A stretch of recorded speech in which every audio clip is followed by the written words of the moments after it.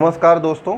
आज हम समझेंगे कि आज़ादी के पहले जो बैंक हुआ करते थे वो कैसे काम करते थे। उसके बाद जो आरबीआई का आप बार बार नाम सुनते हैं न्यूज़पेपरों में या न्यूज़पेपर्स में या न्यूज़ चैनलों में, वो कैसे इमर्ज होके आया और इन सारे टॉपिक से कैसे एग्ज़ाम यूपीएससी में बनते हैं और जितने भी नॉन यूपीएससी एग्ज़ाम होते हैं उसमें कैसे एग्ज़ाम बनते हैं, उसमें कैसे क्वेश्चंस बनते हैं, उसको आज हम समझने का प्रयास करेंगे।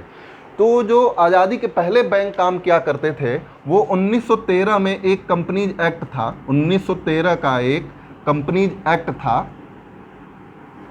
इसी के तहत वो काम किया करते थे, यानी इसी के तहत उनको लाइसेंस दे दिया जाता था और वो बैंक अपना ऑपरेशंस इंडिया में चलाना शुरू कर देते थे। लेकिन कंपनीज एक्ट के तहत उनको लाइसेंस तो दे दिया जाता था, लेकिन उस पर कोई खास रेगुलेशन नहीं था, उन पे कोई भी खास रेगुलेशन नहीं था। इसलिए उस समय बहुत सारे बैंक काम करना शुरू कर दिए थे इंडिया में, बहुत सारे छोटे छोटे बैंक बन गए थे। लेकिन 1926 में इंडियन करेंसी के लिए एक कमीशन बनाया जाता है। 1926 में रॉयल कमीशन, जो हिल्टन यंग की अध्यक्षता में कमीशन बनता है, हिल्टन यंग, और ये रिकमेंड करते हैं कि इन बैंकों को रेगुलेट करने के लिए एक सेंट्रल बैंक होना चाहिए जिसका नाम रखते हैं RBI, reserve bank of India. लेकिन विडंबना ये होती है कि उस समय हिल्टन यंग कमीशन की सिफारिश को कि सेंट्रल बैंक आरबीआई के रूप में आए माना नहीं जाता है। लेकिन 1929 में जब अमेरिका में ग्रेट डिप्रेशन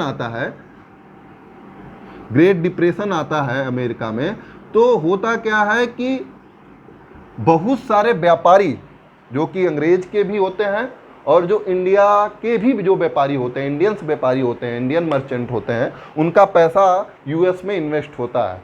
आप मॉडर्न हिस्ट्री के बुक्स में पढ़े होंगे कि उस समय हम कैसे बहुत ज़्यादा कपास का उत्पादन करते थे और बहुत ज़्यादा एक्सपोर्ट किया करते थे, जिसमें एक यूएस भी था। और वहाँ पे बहुत सारा पैसा इंडियंस का और यूरोपीय जो व्यापारी थे उनका फंस गया। और उस समय जो बैंक हुआ करते थे उसमें मोस्टली जो पैसा जमा हुआ करता था, जो ब्यूरोक्रेसी थी इंडिया की, जो मोस्टली अंग्रेज ही हुआ करते थे, जो जिनको अपना पैसा रेमिटेंस अपने घर पे भेजना होता था, उनका बैंक अकाउंट उन बैंकों में हुआ करता था। तो इनका पूरा पैसा लोन के रूप में इन व्यापारियों को, अंग्रेज व्यापारियों को, कुछ मात्रा में इंडियंस व्यापारियों को और इन ब्यूरोक्रेसी को दिया जाता था। लेकिन जब इनका पूरा पैसा यूएस में इन्वेस्ट था और यूएस में ग्रेट डिप्रेशन आया, तो पता चला कि ये जो लोन लिए थे वो बैंकों को चुका नहीं पा रहे। और एक ऐसा भयानक घटना होता है कि 400 से इंडिया में, जैसे ही यूएस में ग्रेट डिप्रेशन आता है, 400 से अधिक बैंक, 400 प्लस बैंक इंडिया में क्या होते हैं, कोलैप्स कर जाते हैं। 400 से अधिक बैंक इंडिया में कोलैप्स कर जाते हैं। इसलिए हिल्टन यंग का फिर से वर्तमान सरकार को ध्यान आता है कि इन पे कोई रेगुलेशन नहीं था, इनके पास नहीं सीआरआर जैसी चीज़ थी जो आजकल के बैंकों में है, कैश रिजर्व रेशियो, न एसएलआर जैसी चीज़ है कि इनको कुछ समय के लिए रोका जा सके कि ये कोलैप्स ना हो और इंडियन इकॉनमी जो उस समय है वो चलती रहे।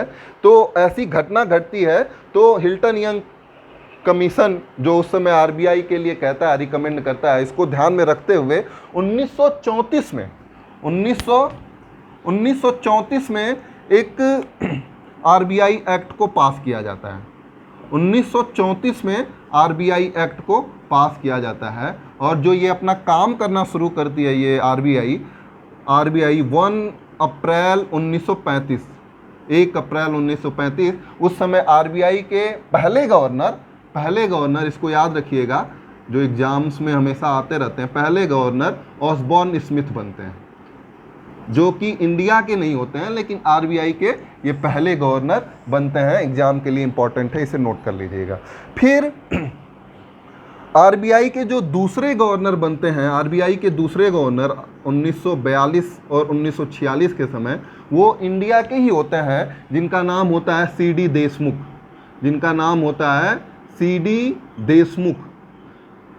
देशमुख। ये आरबीआई के दूसरे गवर्नर, लेकिन इंडिया के इंडिया से, इंडिया के होने वाले ये पहले गवर्नर सीडी देशमुख बनते हैं। और इनके बारे में एक रोचक जानकारी ये भी है कि यही जब ब्रेटन वुड्स सम्मेलन होता है 1944 में वर्ल्ड बैंक के लिए, तो इंडिया की तरफ से सीडी देशमुख ही नेतृत्व कर रहे होते हैं, ठीक है। और बाद में जाके फाइनेंस मिनिस्टर, इंडिया के फाइनेंस मिनिस्टर भी बनते हैं, ठीक है। लेकिन आरबीआई के पास 1935 के रेगुलेशन के तहत बहुत ज़्यादा पावर नहीं होता है, ठीक है। तो इसलिए जब देश आज़ाद होता है, जब देश 1947 में आज़ाद होता है, जब देश 1947 में आज़ाद होता है, तो 1948 में पहले तो आरबीआई का राष्ट्रीयकरण करा जाता है, क्योंकि 1947 से पहले 1935 में इसका जो आरबीआई का शेयर होल्डिंग था वो प्राइवेट सेक्टर के हाथ में होता है, और 1948 में गवर्नमेंट ऑफ इंडिया के हाथ में पूरा पहले शेयर लिया जाता है, यानी इसका राष्ट्रीयकरण कर दिया जाता है। यानी क्वेश्चंस में क्रोनोलॉजी पूछे तो आप ये ध्यान रखेंगे कि आज़ादी के बाद पहला काम क्या किया गया, पहला काम यही करा गया कि आरबीआई का राष्ट्रीयकरण कर दिया गया, यानी गवर्नमेंट ऑफ इंडिया के पास पूरा शेयर होल्डिंग आ जाता है। फिर आरबीआई के पास 1935 के एक्ट के तहत कुछ पावर होते हैं, जिसमें बैंकों को सीआरआर मैनेज करना होता है, कैश रिजर्व रेशियो। इसको अगले क्लास में हम समझेंगे क्या होता है।